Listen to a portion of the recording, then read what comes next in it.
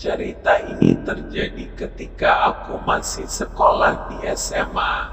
Saat itu aku dan teman sekelasku diundang untuk datang ke acara syukuran ulang tahun teman sekelas kami yang namanya Ratna. Ratna ingin sekali hari spesialnya ini dirayakan di sekolah. Kedengarannya memang aneh, kenapa tidak diadakan di rumah atau kafe seperti pada umumnya.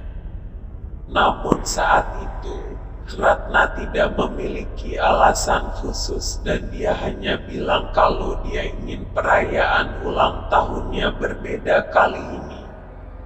Malam itu aku datang ke sekolah, tentunya dengan hadiah yang telah aku persiapkan untuk Ratna.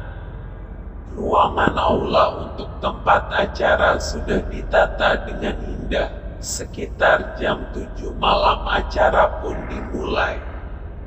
Acara berakhir sekitar jam 10 malam. Ada yang langsung pulang karena hari sudah larut dan ada juga yang bersenda gurau di area sekolah. Salah satunya adalah aku. Entah kenapa aku merasa masih ingin bermain dan berkumpul bersama teman yang lain. Padahal tadi saat acara masih berlangsung, ibuku mengirim SMS untuk cepat pulang. Saking asyiknya bersenda gurau, aku sampai lupa bahwa malam makin larut. Jam dinding di aula menunjukkan pukul 11.30 malam. Aku kaget dan berusaha mencari HP di tas, namun ternyata saat itu baterai di HP sudah habis. Mana aku lupa bawa charge HP. Kalau gini gimana cara aku kabari orang tua untuk minta dijemput? Saat itu salah satu temanku bertanya kapan aku akan pulang, karena sebentar lagi mereka akan pamit. Lalu aku menjelaskan keadaanku dengan HP yang mati. Mereka lalu menawariku untuk menumpang dengan mereka. Tapi aku pun meminta mereka menunggu sebentar untuk pergi ke toilet. Saat itu, lorong menuju toilet sudah gelap karena lampu sudah dimatikan. Aku sempat was-was tapi untungnya toilet masih belum sempat dikunci dan lampunya masih menyala walaupun remang-remang. Dengan langkah terburu-buru aku masuk toilet karena sudah tidak tahan ingin buang air kecil. Belum lama aku berada di toilet, aku dikagetkan oleh sebuah bunyi seperti benda jatuh di sekitar toilet. Aku memanggil ke arah bunyi yang tadi terdengar. Siapa tahu itu teman perempuanku yang masuk ke toilet juga. Tapi tidak ada balasan. Aku mengernyitkan dahi dan berusaha tetap tenang. Siapa tahu itu hanya benda yang jatuh karena angin. Lalu tak lama kemudian, ada bunyi air dari arah wastafel dan aku yakin kalau itu adalah keran air yang menyala. Karena kaget, aku pun memanggil lagi ke arah keran air. Hei, halo siapa di situ ya? Jawab dong, ini gue Sinta. Namun lagi-lagi tidak ada jawaban. Karena rasa penasaran yang bercampur was-was, aku pun segera bersih-bersih lalu membuka pintu toilet dan aku tidak menemukan siapapun di luar kecuali satu kucing kecil yang berada di bawah wastafel. Aku pun mendekati kucing itu dan berusaha menggapai tubuhnya yang mungil. Saat aku memegang kucing itu, aku lihat matanya seperti sedang ketakutan. Nafasnya terasa tersengal-sengal. Kucing itu menghentakkan tubuhnya dan melompat dari pangkuanku. Lalu lari terbirit-birit keluar dari toilet.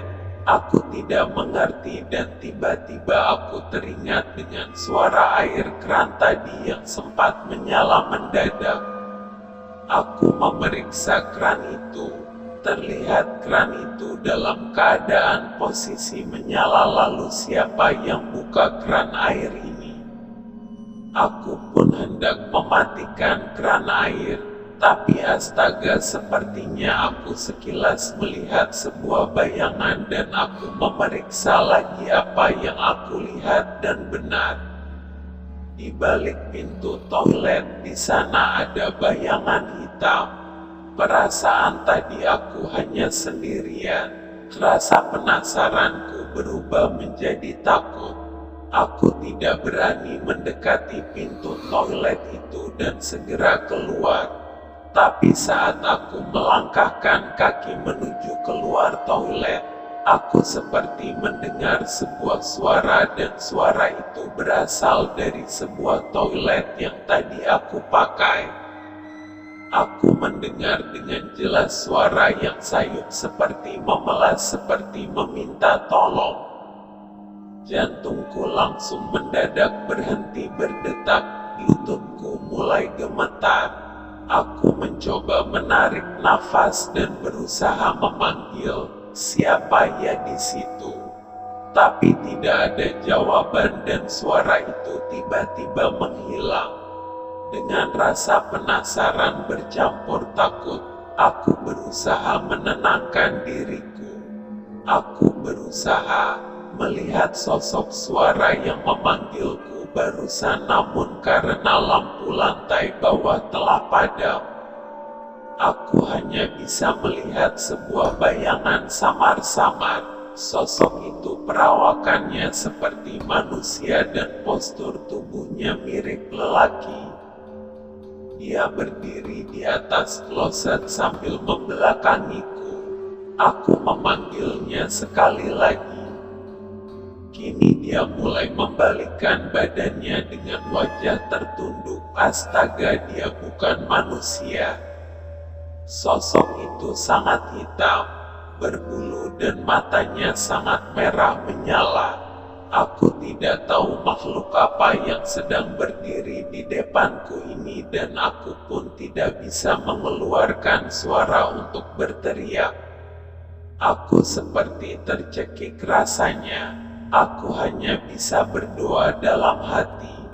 Air mata mulai menetes di pipiku dan aku tetap masih tidak bisa teriak. Akhirnya aku mendapatkan kekuatan untuk berjalan keluar dari kamar mandi. Aku pun berlari secepatnya menuju ke ruang aula. Sesampainya di aula, teman-temanku sudah menunggu. Mereka bertanya kenapa aku sangat lama sekali, tapi aku seakan tidak bisa berkata apa-apa, hanya terdiam terpaku. Lalu mereka pun mengantarku pulang. Cerita itu sengaja aku simpan dan aku hanya menceritakannya kepada beberapa teman dekat. Sampai sekarang, mereka tidak tahu kalau saat itu aku melihat hantu di toilet. Namun aku sempat mencari-cari informasi tentang keberadaannya. Aku pernah mendengar salah satu guruku bercerita bahwa dulu katanya sebelum digunakan sebagai toilet di tempat itu ada seseorang yang tewas karena dibunuh.